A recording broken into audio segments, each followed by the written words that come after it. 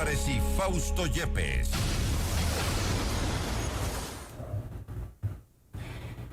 Saludamos a esta hora al abogado Felipe Rivadeneira, presidente de FEDEXPOR. Con él hablaremos sobre algunos temas de importancia, temas de coyuntura al momento. Gracias por acompañarnos. No sé si nos escucha, abogado Rivadeneira. Yo sí les escucho. Perfecto, bien. perfecto. No sé ustedes a mí. Sí, en este momento sí le escuchamos.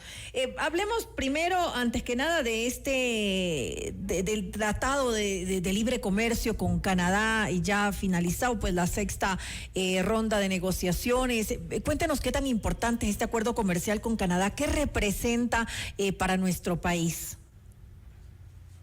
Bueno, no sé si me escuchan bien. Sí, ahí le escucho perfecto. Perfecto. A ver, yo creo que son unas excelentes noticias, ¿no es cierto? Esto es algo que los ecuatorianos creo que debemos sentirnos bien de tener una política de Estado. El hecho de seguir buscando acuerdos comerciales con importantes mercados para el país ha venido ya desde una larga data atrás, ya prácticamente casi 7 años que venimos con esta dinámica. Y el anuncio que ha hecho el presidente Noboa el día de ayer de firmar, de haber cerrado ya la negociación con Canadá es importante. Esto implica que todo este fruto de un trabajo extenso que se lo realizó durante más de 7 meses ha llegado a su fin, es decir, que las dos partes han llegado a un acuerdo, y esto es importante porque Canadá es un gran mercado, ¿no es cierto? Tiene 40 millones de habitantes, tiene 9 veces más el PIB per cápita que el ecuatoriano, es decir, tiene una gran capacidad de consumo. Y el Ecuador ha estado en una desventaja importante en este mercado versus nuestros competidores directos, ¿no? Como lo es Colombia, como lo es Chile, como lo es Perú, que ya tienen su acuerdo comercial durante muchos años atrás, ¿no? Me acuerdo, te pongo un ejemplo muy claro, ¿no? Había un floricultor en el año 2010 cuando Colombia suscribió el acuerdo comercial con Canadá y entró en vigencia, que me llamó un día y me dijo, oye, no me están comprando las flores en Canadá porque cuestan, porque me dicen que los colombianos están más baratas y que la nuestra cuesta un 10% más. Le digo, no es que cueste un 10% más, lo que pasa es que la colombiana ya no paga el 10% de arancel y por lo ende está más barata y la nuestra se encareció. Y esto hizo, este ejemplo de alguna forma casuístico que te estoy comentando, ¿no es cierto?, hizo que el Canadá, por ejemplo, que era el sexto destino de nuestras exportaciones de flores, prácticamente desaparezca a la venta directa de flores desde parte del Ecuador. Y muchos productos adicionales, ¿no? Podemos hablar del atún, podemos hablar de las conservas de fruta, podemos hablar de otros productos que lamentablemente no podían ingresar al mercado canadiense, producto de el arancel y el no haber tenido una negociación adecuada. Entonces, esto nos volvería más competitivos, sin lugar a dudas, a muchos de estos productos, como las flores, por ejemplo, el atún que se mencionaba hace un momento. ¿Qué otros productos serían beneficiados por este acuerdo comercial?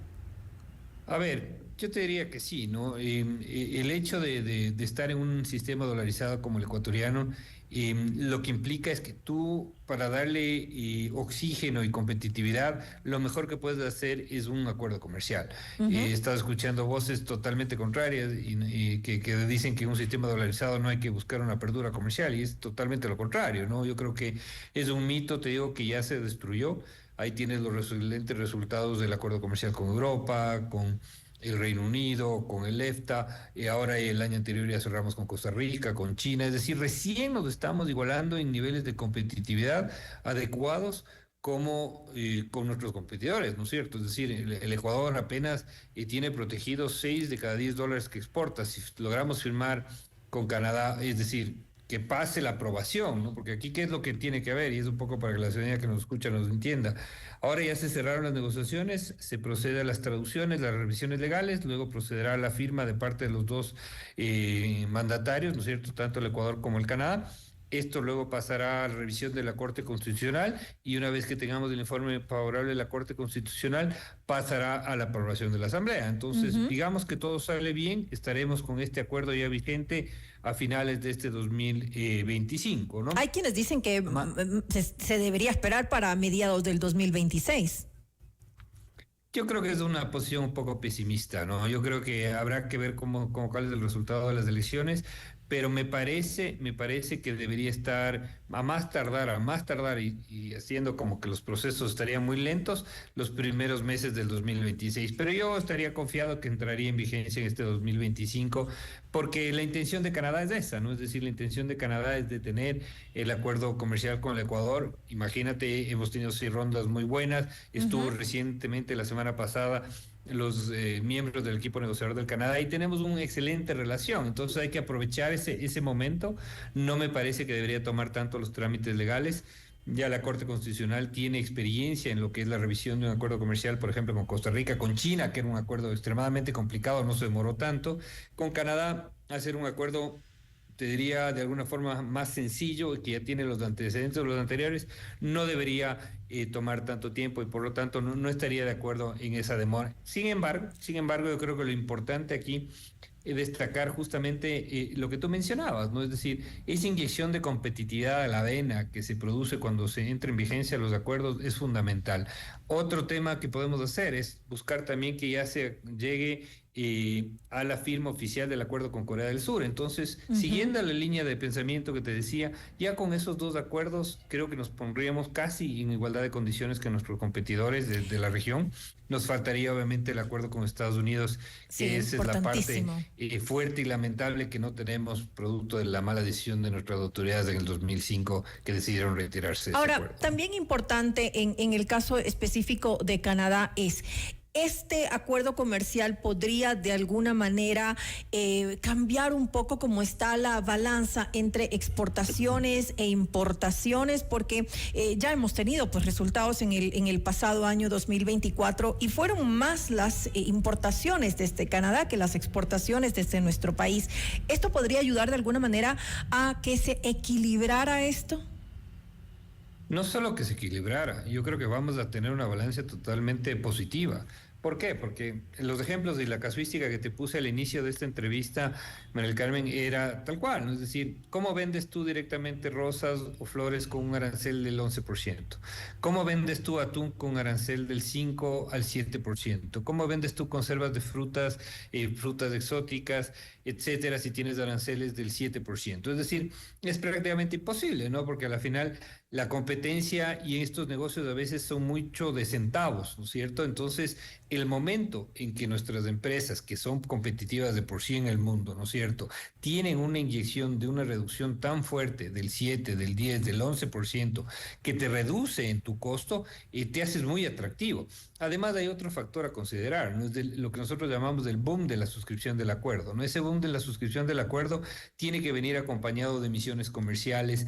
Se va a hablar mucho del Ecuador en Canadá al momento de firmar. En el Ecuador también se va a hablar mucho, es decir, se va a haber activa el mucha turismo también, expectativa y mucho relacionamiento privado para justamente empezar a exportar más. Ahora bien, en comercio exterior tú no mides los resultados al corto plazo, ¿no? Es decir, yo te diría que en una línea de 3 años seguramente duplicaremos nuestras exportaciones y tendremos una balanza comercial favorable, que estoy seguro que eso va a ser, porque ya lo hemos vivido con Europa, por ejemplo, en donde seguimos creciendo, hemos vivido con otros países que tenemos acuerdos comerciales, porque es lógico, es decir, esa limitación de competitividad que tiene el Ecuador se ve eliminada una vez que ya tenemos estos acuerdos, porque además tenemos una gran capacidad productiva, tenemos excelentes productos y tenemos empresas muy sólidas, muy fuertes, además que saben negociar y exportar en dólares, que no es menor, ¿no? ¿Se manejó de forma adecuada el tema de los sectores sensibles, esos productos que de alguna manera deben ser protegidos?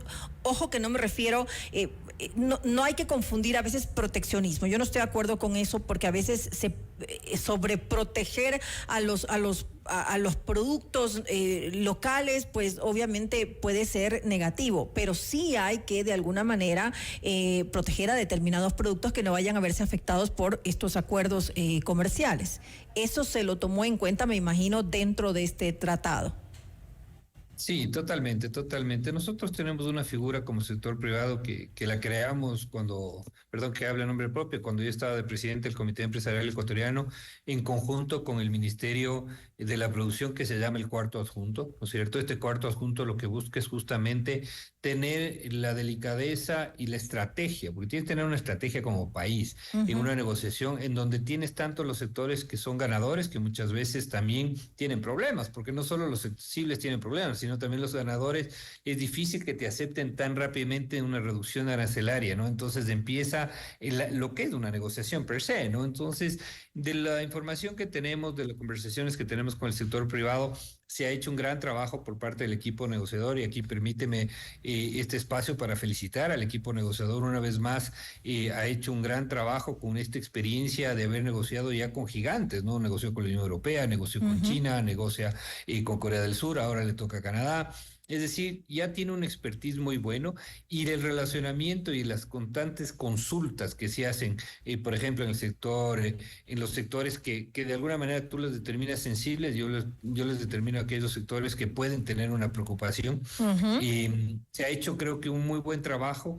No he escuchado ninguna crítica negativa, más bien todo el mundo está positivo, porque inclusive se han hecho reuniones sectoriales con el viceministro de la producción, que creo que también ha hecho un buen trabajo, el ministro también, en todo el equipo negociador, y me parece que se ha hecho un resultado de ganar. No nos olvidemos que estamos en una negociación, es decir, siempre hay que ceder posiciones de lado y lado para poder llegar a un acuerdo de beneficio mutuo, y eso estoy seguro que es lo que se ha conseguido con el acuerdo con Canadá. ¿Qué es lo más importante? Sin lugar a dudas, abrirnos un poco a estos acuerdos comerciales que es tan importante para nuestro país. Hay un tema ahora que me gustaría conversar con usted brevemente, y es este anuncio que se ha realizado acerca de imponer aranceles del 27% a los productos que son importados de México. ¿Pero qué implicaciones puede traer esto para los productos aquí en Ecuador? Fíjate tú, ¿no? El hecho de cerrar el acuerdo con Canadá nos da el primer país de América del Norte que ya tenemos un acuerdo, justamente para estar evitando estos impases que pueden haber en la vida política, ¿no? Hemos empezado al revés, si se puede decir. Intentamos cerrar con Estados Unidos, no quisimos en el 2005, luego intentamos por México, tuvimos unas negociaciones que prácticamente cerraron hasta el 98%, luego el presidente López Obrador prácticamente nos tomó el pelo y con una decisión política de él no quiso cerrar el acuerdo, botando a la basura todo el gran trabajo que se había hecho de parte del equipo negociador del Ecuador y de México también, ¿no? Ojo, porque esto implica un gran trabajo de negociación, y ahora empezamos de arriba hacia abajo y ojalá se dé. No tenemos mayor análisis del anuncio, ¿no es cierto? Yo creo que hay que esperar, hay que ser muy cautelosos con este anuncio del presidente. Lo que sí hay que decir es que México tampoco es que ha hecho la tarea fácil para ingresos de nuestros productos, ¿no? Nosotros, inclusive pagando aranceles, en el caso de banano, en el caso del camarón, se viven inventando medidas para arancelarias, restricciones, análisis sanitarios, fitosanitarios, para que no ingresen nuestros productos. Entonces, yo creo que esto hay que irlo, como te digo, tomándolo con mucha cautela, viendo cómo se desarrollan los próximos eventos, pero hay que decirlo sinceramente que si hubiéramos suscrito el acuerdo comercial con México en junio del 2022, cuando no quisieron México suscribirlo, estaríamos protegidos, ¿no? Esto es una de las maravillas, de las ventajas de que existe de tener un acuerdo comercial. En este caso, México no lo quiso hacer, como te digo, el presidente López Obrador prácticamente nos dio las largas y a la final no quiso, y luego ya vino lo de México, que todos sabemos cómo se complicó la relación diplomática, pero justamente lo que blinda estos vaivenes de la vida política es justamente los acuerdos comerciales. Entonces esperemos ¿Es oportuno? Ir viendo cómo va evolucionando esta noticia. ¿Considera ¿no? usted que es oportuno por parte del gobierno hacer esto? Porque por una parte dicen que están abiertos a un tratado de libre comercio con México, pero tal vez no sea la forma adecuada para lograr un tratado de libre comercio si se imponen aranceles del 27%. Bueno, México nos ha impuesto aranceles del 35% en el mes de mayo a textiles. En determinados productos. De determinados productos, es decir, eso es justamente lo que pasa de no tener un acuerdo, ¿no? Es decir, tú dejas muy abierto estos temas. México lo ha estado haciendo, como te digo, nos ha impuesto aranceles extraordinarios, nos ha estado poniendo barreras al ingreso de nuestros productos. Ahora el Ecuador hace este anuncio de parte del gobierno. Habrá que ver, como te digo, mínimo, y esto puede convertirse en una buena oportunidad para sentarnos. Hay muchos temas diplomáticos que están en el tapete que no han permitido que se restablezcan las relaciones diplomáticas. Ya sabemos la posición de México en cuanto a algunos temas complicados de parte de la política que a la final entra un poco más en el campo político que en el campo comercial, y habrá que analizar cómo se va desenvolviendo estos mecanismos. Listo, quedamos entonces pendientes de lo que ocurra pues en los próximos días a raíz de este anuncio que se ha realizado por parte del gobierno. Gracias nuevamente al abogado Felipe Rivadeneira, presidente de Fedexport, por habernos acompañado en este espacio. A ti, María del Carmen, siempre un gusto. Usted está escuchando